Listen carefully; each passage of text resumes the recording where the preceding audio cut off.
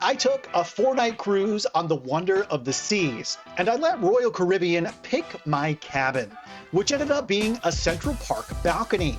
So what's it like on a party cruise from Miami on board one of the newest Oasis-class ships? And should you book this $400 cruise?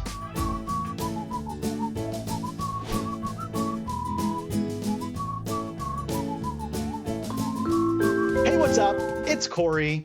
Quick housekeeping. This cruise was sponsored by my travel agent partners at Cruise-Is-It. And if you would like to get on board a cruise like this one and use the professionals that I trust to book my sailings, check out my website at midshipscruise.com and click Book a Cruise to get started. Wonder of the Seas embarks from Terminal C in Port Miami. I hopped on a quick flight from Orlando down and took an Uber to the cruise port. Uber pricing from the airport to the cruise port was about $40. The check-in experience in Miami can vary from ship to ship, depending on how large it is. And with this being a nearly sold-out Oasis-class ship, I ended up waiting about 10 minutes outside the cruise terminal in a line before I could make my way inside past the famous Azipod staircase here at the cruise terminal in Miami. All said, check-in took me about 40 minutes from arrival to stepping on board Wonder of the Seas. You board on deck number 5 in the Promenade neighborhood, right central smack in the middle of the ship. This area is an expansive 2-story tall main hub of entertainment, activities, food, shopping, and dining. I think I already said food. And I love that it features this huge chrome cowboy hat art piece in here. This is the perfect Instagram spot for you, as well as this 60s Mustang, really cool in red. The Promenade ended up being one of the places I spent a lot of time visiting on this cruise. And in here, you'll find some of Royal Caribbean passengers' favorite places, like the Promenade Cafe, which features quick grab-and-go sandwiches and desserts, or Sorrento's Pizza. It's just down the hall, and I think Royal Caribbean is secretly improving their pizza over the last few years. This is my second Royal cruise in 2 months, and both of them have had much better pizza than I remember from having on older Royal cruises from, like, say 2 years ago or before. So if you've been disappointed in the past by their pizza here, maybe try it again. I think it was great on this ship. Also down here in the Promenade are some of the more popular evening venues for Wonder of the Seas. Of course, there's Boleros, the karaoke club, as well as the Schooner Bar. Some great vibes in there. Overall, Wonder of the Seas still feels very fresh and modern when you look around at other cruise competitors. This ship just took its maiden voyage in 2022, so it's still very relevant in the Royal Caribbean fleet. It has most of the venues that you're going to be used to on all of their newer Royal ships, and it feels very cohesive if you're used to sailing with this brand.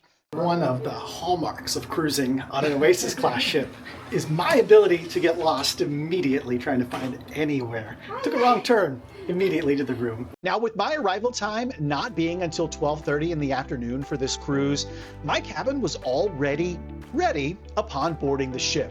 So let's head up there to deck 11 and check out cabin 11587, a Central Park view balcony. This room features a relaxing tan and blue colorway with a desk workspace and lighted mirror and comfy sofa behind you as you walk in.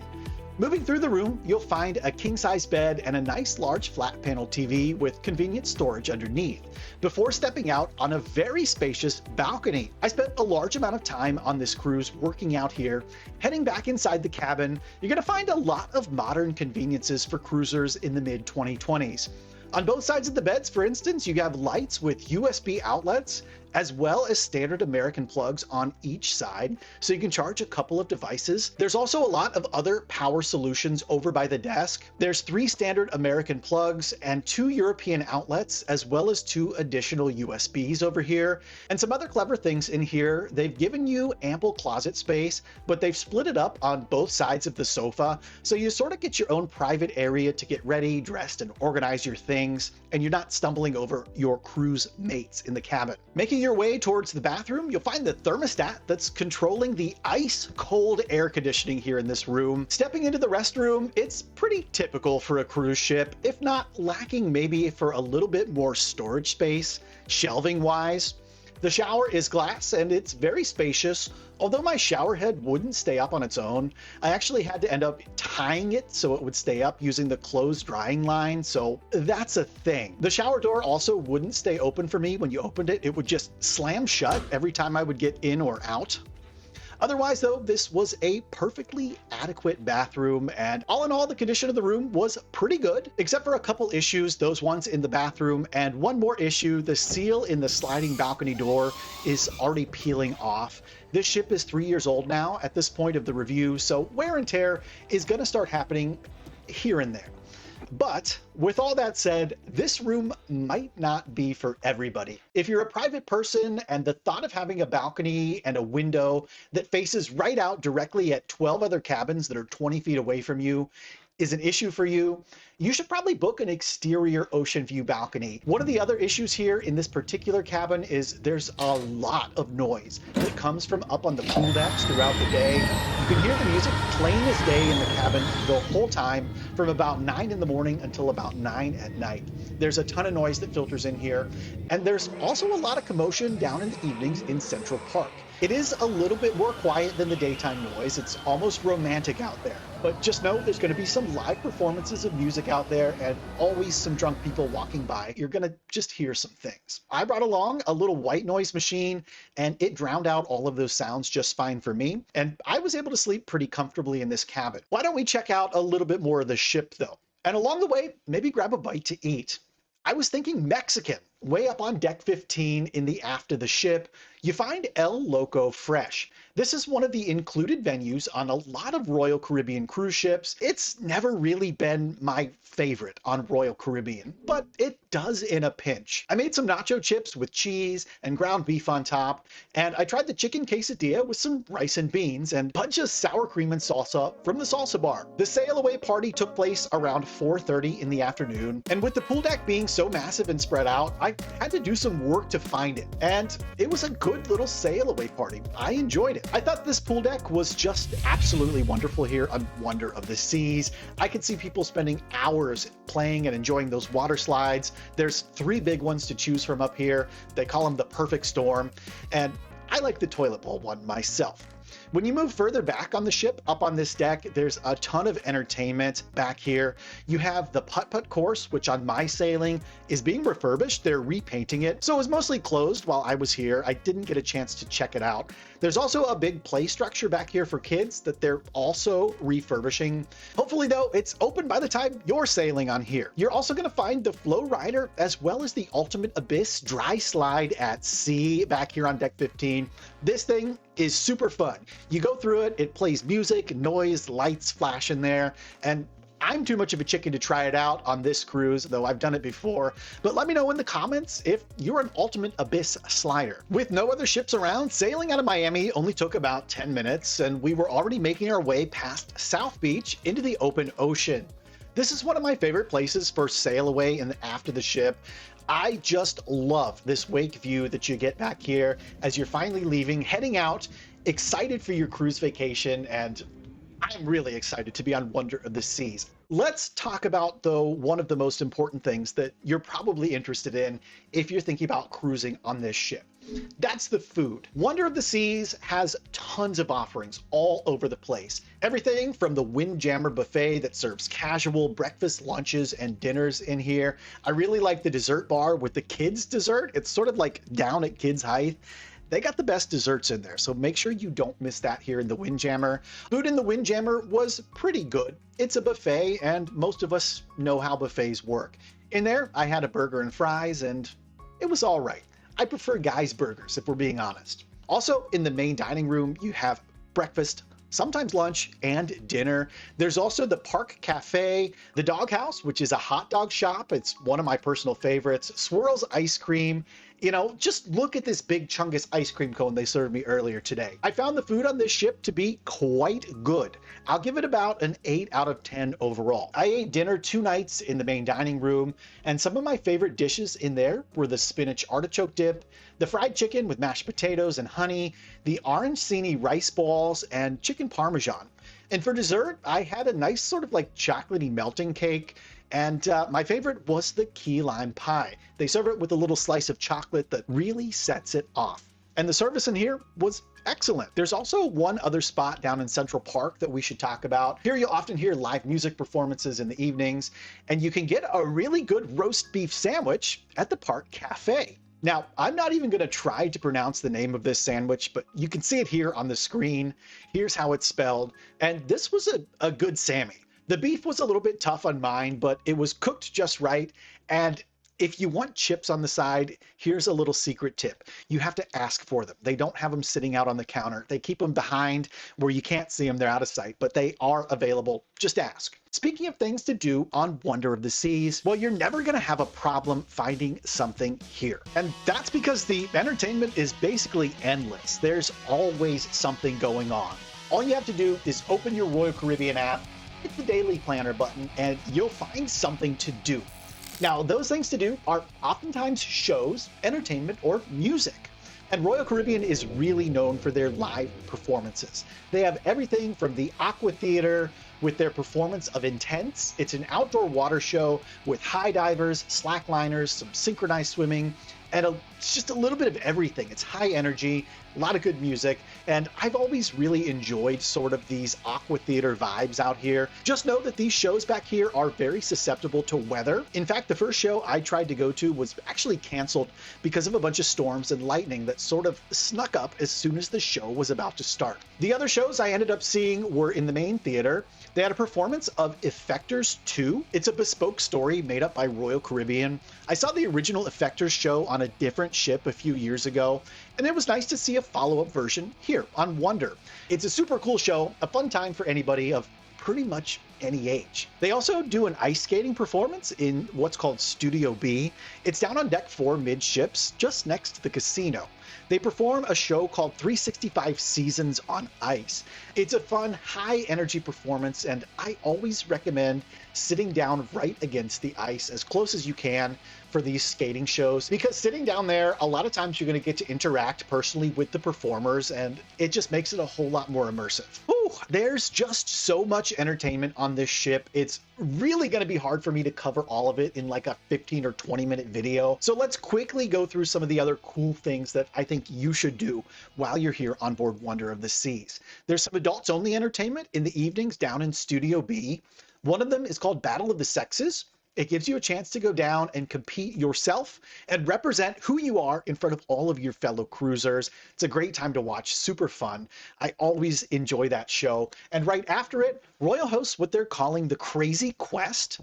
This is definitely something that's going to have you laughing, especially if you've never done it before, and leaving saying, what the heck did I just go to? I'm not going to spoil it for you. If you haven't been there, you should check out Crazy Quest if you're over 18. During this particular cruise, Royal Caribbean was hosting their birthday bash. They ended up inflating this huge cake in the main Royal Promenade and having a birthday balloon drop there. I don't know how many balloons Royal Caribbean is going through on an annual basis, but I've never been on one of their cruise ships that didn't feature a balloon drop at some point in the cruise. And yet again, I was unable to snag a balloon for myself. This 4-night sailing featured 2 port stops, as well as a day at sea. The first of those port stops was Nassau, Bahamas. We made port next to Utopia of the Seas, the Disney Wish, and the Carnival Sunshine. But the thing that really caught my eye here in Nassau was the Royal Beach Club over on Paradise Island. This is set to open in December of 2025, which is only a couple months away at this point. And look at how much construction is still yet to be finished. It looks like Royal is going to really have to put their foot on the gas pedal to make sure they get this thing open on time for you. But I am really excited for this to open. Just look at how much beach you're going to have available to you privately in Nassau, Bahamas, if you book your excursion over to this beach club. And if you want to spend some time out here on your Royal Caribbean cruise in Nassau, just know you have to book this as an excursion in your cruise planner online ahead of time. Royal Caribbean already has all of the transportation lined up for you to get you to the beach club. You just hop on board one of these tender boats, over in the Nassau cruise port side, and they'll just shuttle you right over to Royal Beach Club Paradise Island. And surprisingly, and unfortunately, this was not the only time we ended up in Nassau, Bahamas on this cruise. You see, the next day was a day at sea, and I enjoyed my time walking the cruise ship, catching up on some work, and enjoying a big lunch and even bigger dinner, only to be greeted with an announcement that we had to turn the ship around and go back to Nassau for a medical emergency. If this has never happened to you on a cruise, people's health takes priority over your vacation. So the cruise ship ended up turning around and diverting around dinner time, heading back to Nassau, Bahamas at full speed. We made it back around midnight and dropped somebody off from the cruise ship, and we didn't sail away until about 2 in the morning. And that's how I found out that the Nassau Lighthouse is a fraud. That's right, this little lighthouse that you sail past every time you come to the Bahamas on almost every single cruise does not light up at night. I know most of you probably realize that, but in my mind, there was a little light bulb in there. But as of last night, I can confirm that there's no light in the Nassau Lighthouse. On the last day of the cruise, we made port in CoCo Cay, Bahamas. This is the cruise line's private island, and it's one of my favorite places to visit. Now, we were here along with another cruise ship, the Symphony of the Seas. It's a sister to this cruise ship. I actually ended up spending 2 weeks on Symphony back in 2023, so it was great to come across an old friend again. Perfect day was super busy. I went to the pool on the chill island side and tried to grab a seat at the swim up bar here and just struggled to find a place. So I ended up sort of just walking around, checking out the lunch buffet, nibbling, and finding some nice places to grab some pretty video of the cruise ships in port. Just look at how good Wonder of the Seas looks out there. So let's talk about my thoughts on Wonder of the Seas. Is it a cruise you should consider booking? Would I take it again? What about the food, the cabin, all the questions? Well, here's the deal. I think for $400, which is the starting price of this cruise, or a little bit less if you book it on my website, midshipscruise.com, where I post the deals, I think you get a heck of a lot of value for that money. And the thing about cruising on Royal Caribbean, especially on an Oasis-class ship, is you're not really going to find other cruise ships of this caliber anywhere else from any other cruise line, save for maybe one ship, the MSC World America. I think between the ship itself, with all of the venues it has, the entertainment that you get to do here with the AquaTheater, ice skating show, main theater performances, live music every night throughout the ship, the dozens of bars and places to eat and drink throughout, a stop at CoCo Cay for a free beach day to use and enjoy in an amazing tropical paradise down here in the Bahamas. This cruise is a no-brainer. The only thing I would have changed personally is probably booking a different cabin that wasn't in a Central Park balcony. I personally would prefer to have an ocean view balcony instead of this room on a future cruise. But that's just my preference. Let me know what you thought about this cabin in the comment section down below. And your time cruising along with me on Royal Caribbean, it's not over yet. I'd like to invite you to stick around and check out this video next, where I took the naming ceremony cruise on their newest and largest ship in the world, Star of the Seas. We'll catch you there. La la la la la la la la la la la la la la la la la la la la